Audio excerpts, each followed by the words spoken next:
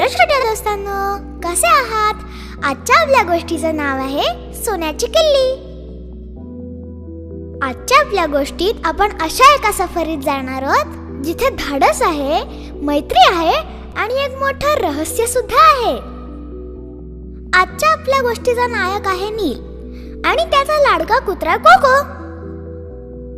नीलला जुन्या गोष्टी शोधायला खूप आवडायचं. एक दिवस त्याला त्याच्या आजोबांच्या जुन्या पेटीत एक सोन्याची किल्ली सापडली. त्या किल्लीवर एका डोंगराचं चित्र होतं.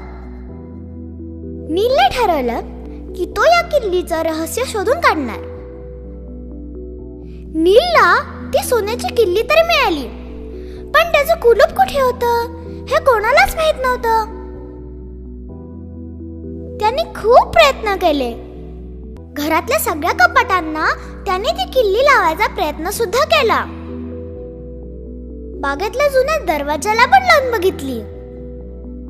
अगदी जुन्या वाड्याच्या कुलपांना सुद्धा ती किल्ली लावून बघितली, पण ती किल्ली कुठेच लागत नव्हती. बिचारा नील उदास झाला आणि म्हणाला, काय कोको, ही किल्ली कशाची असेल? आपण केवढे प्रयत्न केले पण कुलूप मात्र सापडतच नाहीये. कोकोने हळूच चेपटी हलवली. जणू काही तो म्हणत होता, काळजी करू नकोस नील, वेळ आली की सगळं गवसेल. असेच काही दिवस गेले. एक दिवस संध्याकाळी नीलला खूप कंटाळा आला होता.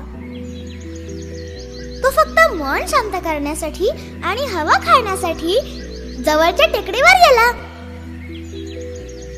सोबत नेहमीप्रमाणे कोको महाराज तर होतेच. चालता चालता अचानक कोको एका झाडामागे जाऊन जोरात फुंकायला लागला. नील तिथे जाऊन बघतो तर काय, झाडांच्या फांद्यांमागे एक मोठी गुहा होती.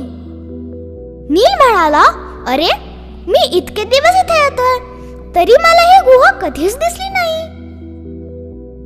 कोको बघ तिकडे, दगडांच्या मागे एक मोठं छिद्र दिसतंय. नीलला लक्षात आलं की गेल्या 2 महिन्यांपासून तो याच कुलपाचा शोध घेत असावा. त्याने लगेच त्याच्या खिशातून ती सोन्याची किल्ली बाहेर काढली. त्याचे हात थोडे थरथरत होते. त्याने ती किल्ली त्या छिद्रात घातली आणि हळूच फिरवली. कडकड कडकड कडकड असा मोठा आवाज झाला आणि काय आश्चर्य, गुहेचं दार उघडलं. आतमध्ये खूप अंधार होता. नीलने आपली बॅटरी काढली आणि तो आत शिरला. आत गेला तर नीलला कोणताच खजिना दिसला नाही, पण समोर एक जुनी भिंत होती. त्याच्यावर खूप सुंदर सुंदर चित्र कोरली होती.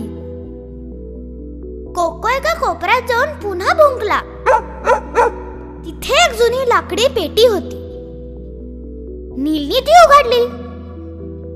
बघतो तर काय, त्या दागिन्यांऐवजी एक जुनं पुस्तक होतं.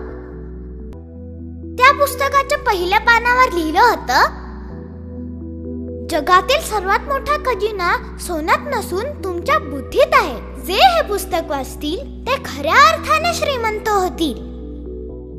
नीलला आपल्या सोन्याची किल्ली आणि कुलूप दोन्ही सापडलं होतं. त्याला समजलं की खरं यश हे बाहेरच्या वस्तूंमध्ये नाही, आपण मिळवलेल्या ज्ञानात असतं. तात्पर्य, कधी कधी आपण ज्या गोष्टीचा खूप शोध घेत असतो ती आपल्या जवळच असते. फक्त संयम आणि जिद्द ठेवली तर यश नक्की मिळते.